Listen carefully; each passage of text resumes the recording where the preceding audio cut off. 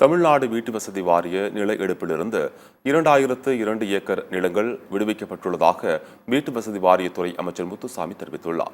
சென்னை தலைமைச் செயலகத்தில் செய்தியாளர்களை சந்தித்த அவர் இது தொடர்பாக அரசு ஆணை வெளியிடப்பட்டுள்ளதாகவும் குறிப்பிட்டார். கையகப்படுத்தப்பட்ட பயன்படுத்தப்படாத சூழலில் இருக்கும் நிலங்களையும் விடுவிப்பது தொடர்பாக ஆலோசனை மேற்கொண்டு நடவடிக்கை எடுக்கப்பட்டு வருவதாக அவர் கூறினார்.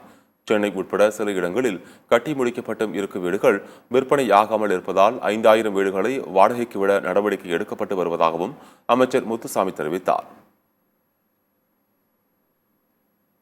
2002 ஏக்கருக்கு இன்றைக்கு மாண்பு முதலமைச்சர் அவர்கள் ஜிஓ வெளியிட்டிருக்கிறார்கள், அரசாணை வெளியிட்டிருக்கிறார்கள். இந்த நில உரிமையாளர்களுக்கு இதில் எந்த செலவும் கிடையாது.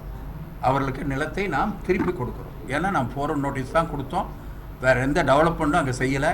சின்ன சின்ன செலவுகள் ஹவுசிங் போர்டுக்கு ஆகிருக்கலாம், அதை போய் அவங்கக்கிட்ட இப்போ நம்ம டிமாண்ட் பண்ணுறது சரியாக இருக்காதுங்கிறதுனால, அதுவும் சின்ன சின்ன பயனாளிகள் 2000 ஏக்கர் 3000 ஏக்கர் இப்படி வாங்கி கடனை வாங்கி வீடு கட்டியிருக்கிறார்கள்.